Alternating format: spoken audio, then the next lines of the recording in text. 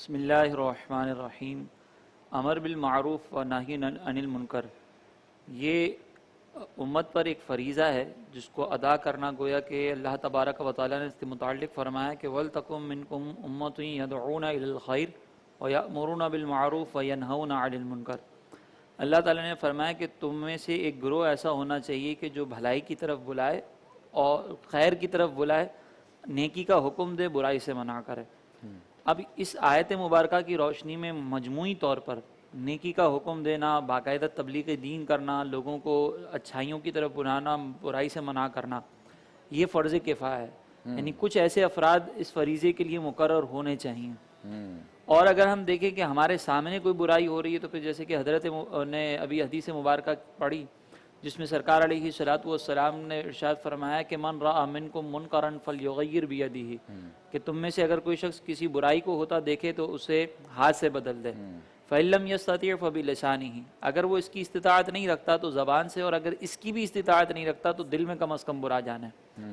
یہ سچویشن اس وقت ہے کہ اگر ہاتھ سے تبدیل کرنے والا تو حکم اس وقت ہے کہ جب باقاعدہ کوئی اس کا اختیار رکھتا ہو، جیسے حکامائے وقت ہیں، حاکمان وقت ہیں، وہ ہاتھ سے تبدیل کر سکتے ہیں۔ زبان سے علماء کرام کا یہ فریضہ ہے۔ اور ساتھ ہی ساتھ یہاں پر ایک اور ہمارے علماء نے بیان فرمایا کہ اگر ہمیں اس بات کا علم ہے کہ سامنے والے کو اگر ہم کسی بات کا سمجھائیں گے اور وہ ہماری بات کو ایکسیپٹ کر لے گا تو اب سمجھانا واجب ہے، اور اس میں پھر یہ نہیں ہوگا کہ میں اگر عمل نہیں کرتا تو میں سامنے والے کو نہیں سمجھاؤں گا۔ یعنی اگر مثال کے طور پر ایک شخص خود بے نمازی ہے اور اس کو پتہ ہے کہ سامنے والا شخص بے نمازی ہے اور میرے سمجھانے سے وہ نماز پڑھنا شروع کر دے گا، تو یہ ایک علیحدہ واجب ہے کہ وہ سامنے والے کو سمجھائے۔ تو یہ تو ہمیں کام کرنا ہی کرنا ہے۔ اب اگر ہم نبی مکرم صلی اللہ علیہ وسلم کی حیات طیبہ کو دیکھیں کہ سرکار علیہ الصلوۃ والسلام نے کیسے لوگوں کو دین کی دعوت دی، تو سرکار علیہ الصلوۃ والسلام نے جب دین کی دعوت کا آغاز فرمایا تو سب سے پہلے اپنے اخلاقیات کو سامنے رکھا۔ جیسے ہی سرکار علیہ الصلوۃ والسلام نے اعلان نبوت فرمایا، یہ سب سے پہلی تبلیغ تھی۔ اس میں سرکار علیہ الصلوۃ والسلام نے فرمایا کہ اگر میں تمہیں یہ کہوں کہ اس پہاڑ کے پیچھے سے ایک لشکر آ رہا ہے جو تم پر حملہ آور ہوگا تو کیا تم میری بات کو تسلیم کرو گے؟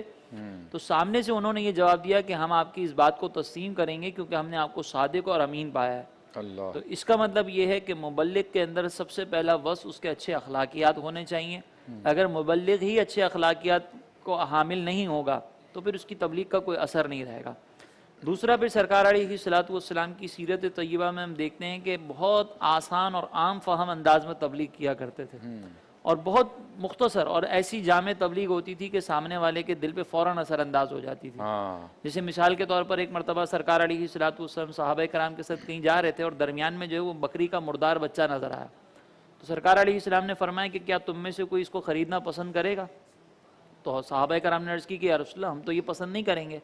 تو سرکار علیہ السلام نے فرمایا کہ اللہ تبارک و تعالیٰ کے نزدیک دنیا کی حیثیت اس بکری کے بچے سے بھی زیادہ نہیں، اس بکری کے بچے جتنی بھی نہیں ہے۔ تو یہاں پہ دیکھیں اتنے عام فہم انداز میں سمجھایا کہ صحابہ کرام کو دنیا کی حقارت اور دنیا کی اہمیت کی کمی یہ فوراً سمجھ میں آ گئی۔ اسی طریقے سے ایک اور مقام پر سرکار علیہ الصلوۃ والسلام صحابہ کے ساتھ جا رہے تھے تو درخت کی شاخ پکڑ کے اس کو ہلانا شروع کر دیا، تو پتے جھڑے۔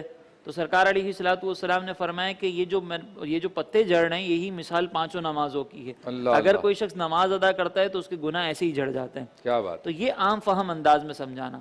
پھر سرکار علیہ الصلوۃ والسلام کے فرمانے جو تبلیغ دین کا انداز تھا اس کے اندر سرکار علیہ الصلوۃ والسلام محبت والا انداز اپناتے تھے، چاہے سامنے والا کتنا ہی سخت رویہ اپنا رہا ہو یا سامنے والے کا جو انداز ہے وہ کتنا ہی سخت ہو، اس نے گفتگو کیسی ہی کیوں نہ کی ہو۔ جیسے ایک مرتبہ سرکار علیہ الصلوۃ والسلام کی بارگاہ میں ایک شخص حاضر ہوا اور انہوں نے کہا کہ مجھے زنا کی اجازت دیں۔ اب یہ بہت انتہائی خطرناک مطالبہ ہے، تو صحابہ کرام اس پہ جلال میں آگے کہ سرکار کی بارگاہ میں ایسی گفتگو، تو سرکار علیہ الصلوۃ والسلام نے اس کے جواب میں حکمت بھرے سوالات کیے اور سامنے والے کو سمجھایا کہ تم جو یہ مطالبہ کر رہے ہو اس کے اندر کتنی برائیاں ہیں۔ اس کو سمجھایا کہ تمہارے جو رشتے قریبی رشتے ہیں اگر ان کے ساتھ کوئی یہ معاملہ کرے تو کیا تمہیں پسند آئے گا؟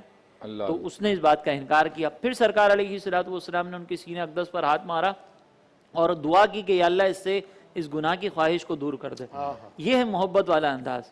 ہمارے یہاں پر عموماً یہ ہوتا ہے کہ جب ہم کسی کو غلطی کرتے ہوئے دیکھتے ہیں تو پہلے تو ہم سامنے والے کی ایک غلطی کی بنیاد پر یہ سمجھتے ہیں کہ یہ پورا اس کی شخصیت ہی خراب ہے، یعنی اس کو برائیوں کا مجموعہ سمجھنا شروع کر دیتے ہیں، اور پھر اس کو انتہائی حقارت کے ساتھ ذلت والا رویہ اختیار کرتے ہیں اور خود کو یہ ثابت کرنے کی کوشش کرتے ہیں کہ میں برائیوں سے 100% دور ہوں، حالانکہ خود بھی غیبتوں کے اندر مبتلا ہوتے ہیں. لیکن سامنے والا اگر نماز قضا کرتے ہوئے نظر آئے گا تو یہ سمجھیں گے کہ یہ جہنمی ہے اور میری غیبتیں معاف ہو جائیں گی کیونکہ میرا تعلق تبلیغ دین کے شعبے سے.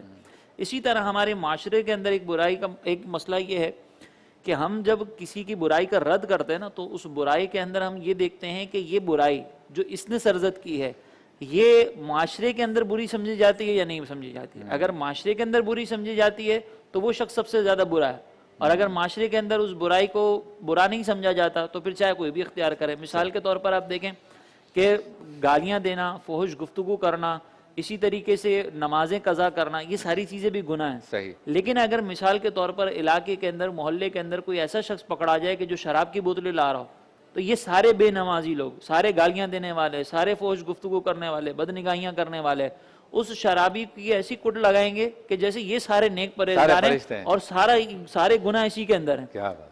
تو یہ انداز ہمیں نہیں اختیار کرنا سارے چاہیے. فرشتے مل کے شیطان کو مار ہاں، رہے سارے ہیں. فرشتے. اور شیطان خود کہہ رہا ہے میرے بھائیوں مجھے تو نہ مارو. تو یہ جو انداز ہے نا یہ ہمارا انداز غلط ہے کہ ہم اس انداز سے کسی کے جرم کو جو ہے وہ ہائی لائٹ کرتے ہیں. جو ہم نہیں کر رہے ہیں نا وہ جرم ہے، وہ جو دوسرا کر رہا ہے وہ جرم نہیں ہے. اس انداز کو بدلنے کی ضرورت ہے.